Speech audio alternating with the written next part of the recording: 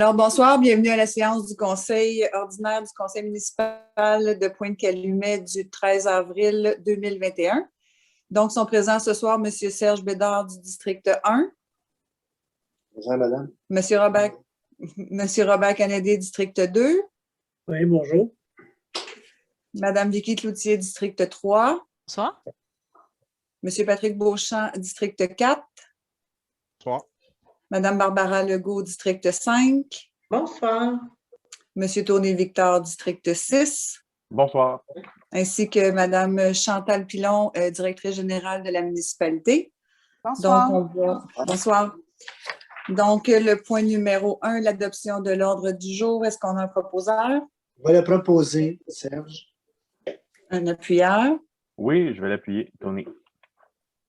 Point numéro 2, l'adoption des procès-verbaux du 9 et du 17 mars 2021. Est-ce qu'on a un proposeur?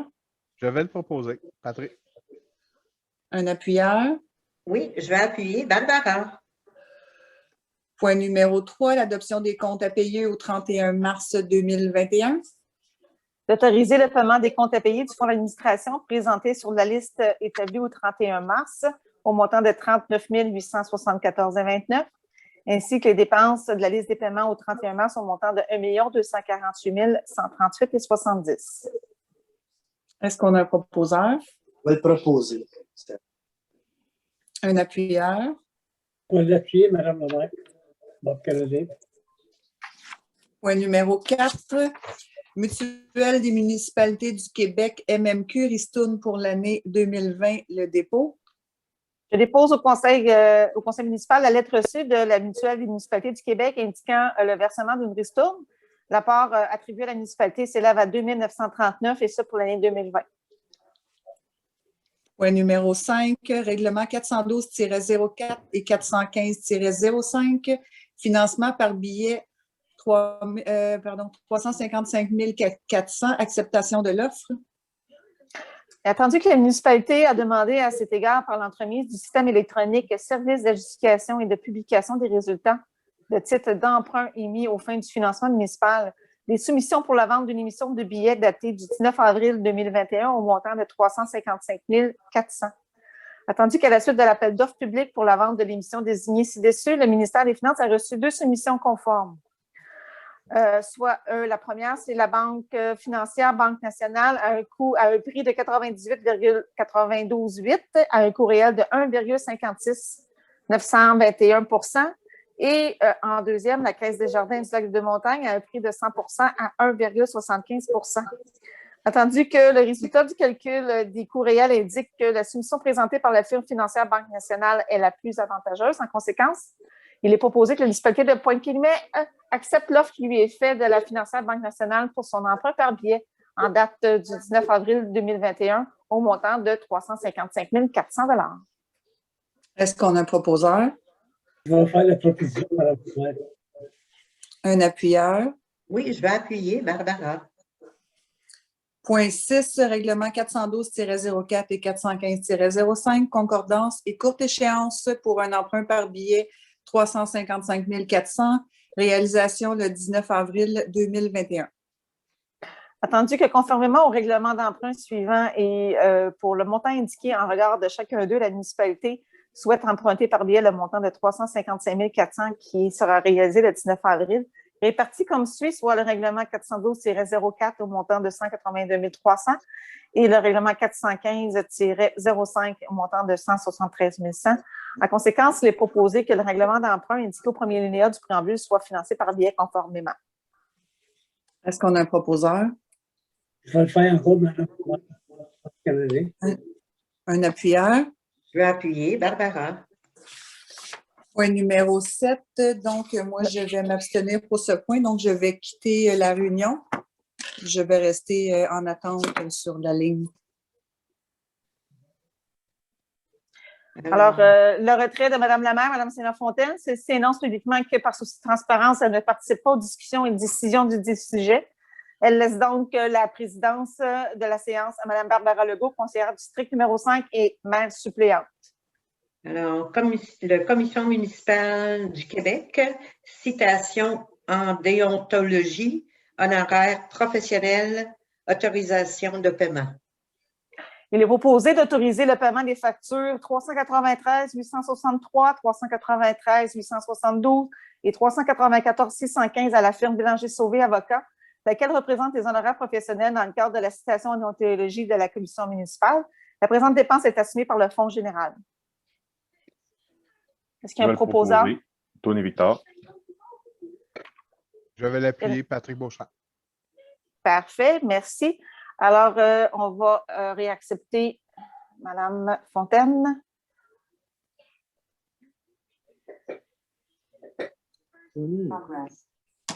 Alors, Madame Fontaine reprend son siège et ainsi que la présidence de la séance. Donc, point numéro 8, vente pour taxe 2021, adjudication d'immeubles, mandat. Il est proposé que le conseil municipal autorise la justification en faveur de la municipalité de tous les immeubles pour lesquels il n'y aura pas preneur lors de la vente pour taxe de la MRC de Deux-Montagnes. Et par conséquent, mandate Mme Linda Binet, directrice générale adjointe et trésorière, à représenter la municipalité lors de cette vente qui aura lieu le 13 mai prochain. Est-ce qu'on a un proposeur? Je vais le proposer, Vicky. Un appuyeur? Je vais appuyer Barbara. Donc, point numéro 9, entente relative à l'utilisation et à la gestion de la rampe de mise à l'eau municipale, autorisation de signature. Il est proposé d'autoriser Mme la maire ainsi que la directrice générale à signer pour au nom de la municipalité l'entente d'intervenir avec la Marina Bobino afin d'établir les engagements respectifs quant à l'utilisation de la rampe de la mise à l'eau municipale située sur le boulevard Proulx. Cette entente est valide pour une durée d'1 an et entre en vigueur à la date de la signature. Est-ce qu'on a un proposeur? Je vais le proposer, Serge. Un appuyeur? Oui, je vais l'appuyer. Tony. Point numéro 10, politique de développement des collections de la Bibliothèque municipale de la Sablière de Pointe-Calumet, aide financière et mandataire. Il est proposé que le conseil municipal dépose au ministère de la Culture et des Communications une demande d'aide financière dans le cadre de l'aide au projet en développement des collections de bibliothèques publiques autonomes et maintienne également la politique de développement des collections de la bibliothèque nouvellement mise à jour, ainsi que le cadre d'évaluation et d'élagage qui est intégré selon les prérequis du ministère de la Culture et des Communications, de désigner Mme Brigitte Lessard, directrice de la bibliothèque, en tant que personne responsable et interlocutrice de la municipalité dans le cadre de cette demande et de confirmer l'engagement de la municipalité à financer la totalité du projet. Est-ce qu'on a un proposeur? Je vais proposer Barbara. Pardon, est-ce qu'on a un appuyeur? Je vais l'appuyer, Vicky. Point 11, camp de jour et services de garde, grille de tarification 2021, adoption. Il est proposé que la grille de tarification des inscriptions au camp de jour et au service de garde pour l'année 2021 soit adoptée comme suit. Soit pour une inscription, c'est 200 $ à partir de la deuxième inscription de la même famille, c'est 180 $ pour les deuxièmes et suivants. Le service de garde est à 150 $ chacun. Cette tarification s'applique uniquement aux citoyens de Pointe-Calumet. Est-ce qu'on a un proposeur? Je vais le proposer, Patrick. Un appuyeur? Je vais l'appuyer, Vicky. Point 12, travaux d'aqueduc, de drainage et de réfection de la chaussée 48e avenue, phase 1, entre la rue André-Soucy et la piste cyclable, soumission par appel d'offres, public, autorisation et demande d'autorisation au MELCC. Il est proposé d'autoriser la directrice générale à demander des soumissions par appel d'offres publiques dans le cadre des travaux d'aqueduc, de drainage et de réfection de chaussée dans la phase 1 de la 48e avenue et d'attester que la firme, le groupe Civitas, est autorisée par le biais des mandats qui ont été confiés à signer toute demande de certificat d'autorisation ou d'autorisation du ministère de l'Environnement et de la lutte des changements climatiques en vertu de la loi sur la qualité de l'environnement et à signer tout document exigé en vertu des articles 115.8 de la loi sur la qualité de l'environnement, et ce pour les travaux précités. Est-ce qu'on a un proposeur? Je vais le proposer. Vicky? Un appuyeur? Je vais l'appuyer, Patrick. Point 13, travaux de confortement et de rehaussement des murs de béton protégeant le territoire municipal des eaux du lac des Deux-Montagnes, ingénierie et demande d'autorisation environnementale pour les lots 300 entre la 25e et la 32e avenue, demande de changement numéro 3, mandat. Il est proposé d'accepter la demande de changement numéro 3 datée du 23 mars 2021 de la firme WSP Canada Afin de réaliser l'ingénierie et traiter les demandes d'autorisation environnementale pour l'eau 300, soit située entre la 25e et la 32e avenue, dans le cadre des travaux de confortement et de rehaussement des murs de béton protégeant le territoire municipal des eaux du lac des Deux-Montagnes pour un montant forfaitaire de 16 312 taxes en su. Est-ce qu'on a un proposeur? Oui, Tony Victor. Un appuyeur? Je vais l'appuyer, Serge. Point 14, travaux de confortement et de rehaussement des digues lot 400 entre la 32e avenue et le boulevard Proulx et entre la 18e et la 25e avenue et le lot 500, secteur de la Marina et de la digue d'Oka, décompte progressif numéro 6, autorisation de paiement. Il est proposé d'autoriser le paiement au montant de 1 952 799,41 à la firme Duroking Construction, laquelle représente le décompte numéro 6 dans le cadre des travaux de confortement et de rehaussement des digues, des lots 400 et 500. Est-ce qu'on a un proposeur? Je vais le proposer, Serge. Un appuyeur? Je vais appuyer. Barbara. Point numéro 15, travaux de confortement et de rehaussement des digues lot 300 entre la 25e et la 32e avenue, soumission par appel d'offres public, autorisation. Il est proposé d'autoriser la directrice générale à demander des soumissions par appel d'offres publiques dans le cadre des travaux de confortement et de rehaussement des digues, soit le lot 300 entre la 25e et la 32e avenue. Est-ce qu'on a un proposeur? Oui, je le propose. Mon micro était fermé, je suis désolé. Tony. Un appuyeur? Je vais l'appuyer, Serge. Point numéro 16, nettoyage des rues au moyen de balais mécaniques pour l'année 2021, adoption de la soumission.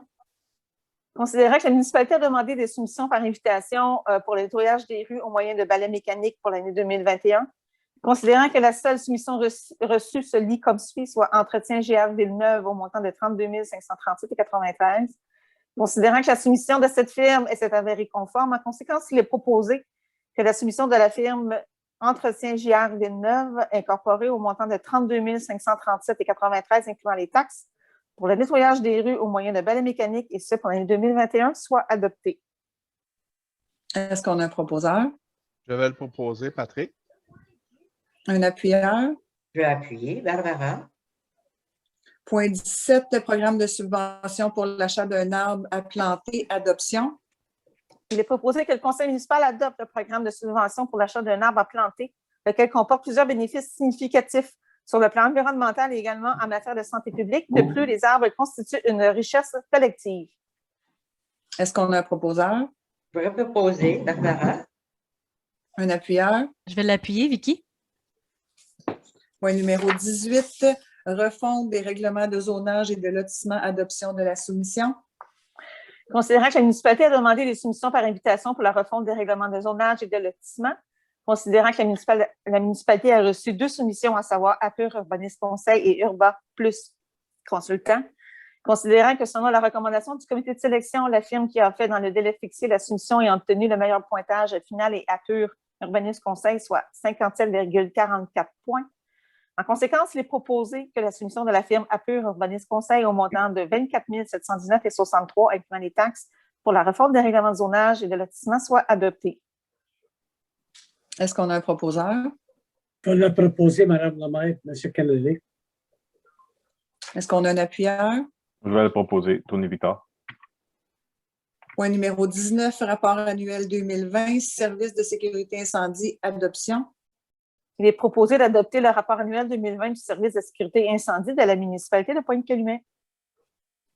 Est-ce qu'on a un proposeur? Je vais le proposer, Serge. Un appuyeur? Je vais l'appuyer, Vicky. Point 20, bilan du rapport d'activité 2020 de la MRC de Deux-Montagnes, grille d'évaluation des actions liées au schéma SSI adoption. Considérant qu'en vertu de l'article 35 de la loi sur la sécurité incendie, il est demandé aux autorités locales d'adopter par résolution leur rapport d'activité, considérant qu'elles sont aussi chargées de l'application des mesures prévues à un schéma de couverture de risque, considérant que dans les schémas de couverture de risque, il y a des mesures qui s'appliquent aux autorités locales et aux autorités régionales et que de ce fait, le ministère veut s'assurer que les autorités locales soient vraiment au courant de leurs responsabilités relatives au schéma. Considérant que la direction de la sécurité incendie demande les résolutions municipales pour le rapport annuel de 2020, en conséquence, il est proposé que la municipalité de Pointe-Calumet approuve le dépôt du bilan du rapport d'activité 2020 à la MRC de Deux-Montagnes tel qu'inscrit à la grille d'évaluation des actions liées au schéma SSI. Est-ce qu'on a un proposeur, Je vais le proposer, Serge. un appuyeur? Je vais l'appuyer. Patrick? Point 21, adoption règlement 380-65-21, amendant le règlement 380-97 concernant la circulation et le stationnement. Entendu que les membres du Conseil reconnaissent avoir reçu copie du règlement dans les délais impartis, qu'ils déclarent l'avoir lu et par conséquent renoncent à sa lecture. Attendu que lors de la séance ordinaire du 9 mars 2021, il y a eu un avis de motion et dépôt du projet de règlement amendant le règlement 380-97 concernant la circulation et le stationnement. Attendu qu'il a été fait mention de l'objet et de la portée de ce règlement, en conséquence, il est proposé que le règlement 380-65-21 amendant le règlement 380-97 concernant la circulation et le stationnement soit adopté. Est-ce qu'on a un proposeur, Je fais la proposition, Mme Samaï, vote levé. un appuyeur? Je vais l'appuyer, Tony. Donc, pour le point 22, on n'avait pas de questions pour la séance précédente. Est-ce qu'on a un conseiller qui aurait de la communication pour nos citoyens? Oui, c'est Barbara qui parle. C'était juste pour, j'espère que vous allez voir dans les prochaines semaines, il va y avoir de la publicité sur un concours d'embellissement pour Pointe-Calumet avec vraiment des prix intéressants. Puis j'espère que les citoyens de Pointe-Calumet vont en profiter pour acheter un arbre, puis que le Pointe-Calumet donne un certain montant envers cet arbre pour remplacer les arbres que la maladie des frênes a causé pour la pointe. Alors, regardez bien pour le concours qui va débuter bientôt. Merci. Est-ce qu'il y a d'autres conseillers qui auraient de la communication? Non, c'est bon pour moi. Non, c'est bon pour moi aussi. Donc, on va passer à la période de questions.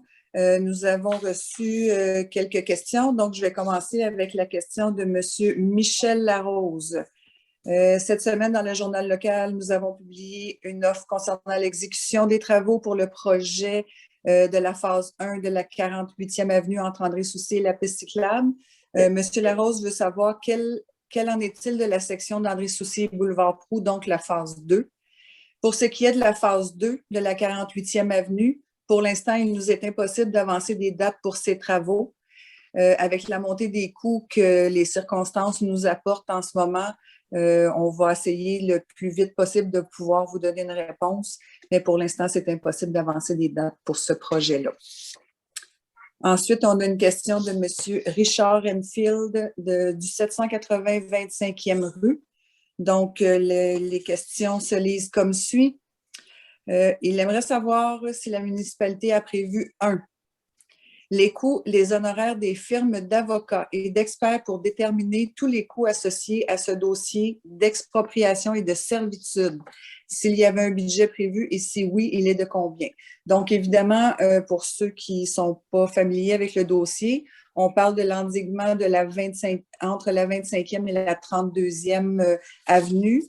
Donc, la seule partie présentement qui n'est pas endiguée.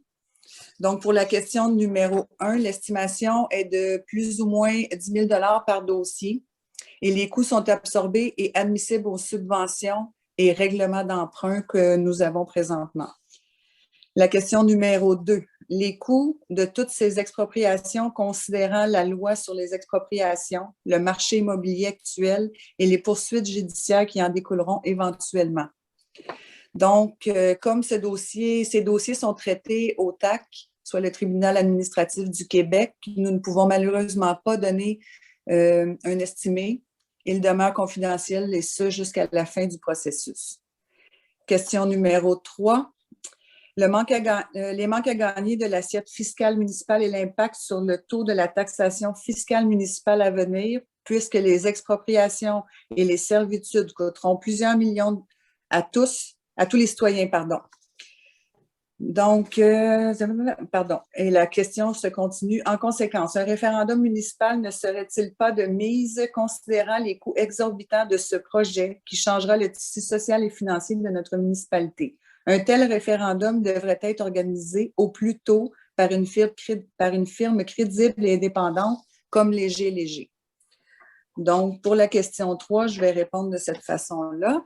Le manque à gagner pour l'assiette fiscale aura un impact minime sur l'ensemble de la population.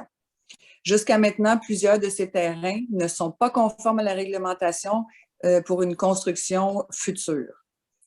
Pour votre information, la firme Léger, ils sont habilités à ne faire que des sondages et non des référendums municipaux. Dans ce cas-ci, il n'y a pas lieu de faire un référendum concernant ce litige parce que lors de l'adoption du règlement d'emprunt, un avis public a été donné aux personnes habilitées à voter le 16 octobre 2019, entre 9h et 17h afin de tenir un registre. Le nombre de demandes requises pour le règlement d'emprunt face à l'objet d'un scrutin était de 487. Si ce nombre n'est pas atteint, il sera réputé approuvé par les personnes habilitées à voter. Il est à noter qu'aucune personne habilitée à voter ne s'est enregistrée cette journée-là. Concernant votre estimation de plusieurs millions que vous mentionnez, les chiffres que vous évoquez sont bien loin d'être les nôtres. C'est dommage. Ce qui est dommage concernant ces travaux de protection entre la 25e avenue et la 32e avenue, c'est que le message véhiculé par certains citoyens diffère des études des spécialistes hydrologues. Cette portion de la municipalité qui est non protégée devient alors le point faible de notre territoire et menace la totalité de la municipalité à rester en zone inondable.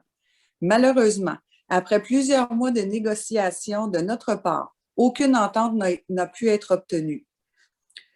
Comme vous savez, nous sommes liés aux contraintes de 3 paliers gouvernementaux afin de réaliser ces travaux qui doivent être entrepris avant la fin de l'année. Alors oui, je trouve ça dommage que les citoyens doivent en faire les frais. Mais là, il faut faire attention de ne pas véhiculer de la fausse information et de ne pas diviser la population justement pour que notre municipalité retrouve là, des zones non inondables où on peut reprendre surtout pour les nouveaux citoyens, même les anciens, une vie un peu plus normale et arrêter d'avoir des craintes à tous les printemps comme on a vécu en 2017 et 2019. Donc, j'espère que ça répond à vos questions. Donc, on va y aller avec le point 26, donc la levée de la séance. Est-ce qu'on a un proposeur? Moi, je vais le proposer, Serge. Un appuyeur? Je vais l'appuyer, Vicky. Donc, 19h22, on peut lever la séance. Je vous souhaite une excellente soirée à vous tous. Merci beaucoup. Bonsoir. Merci beaucoup. Bonne soirée. Bonsoir. Bonsoir. Merci.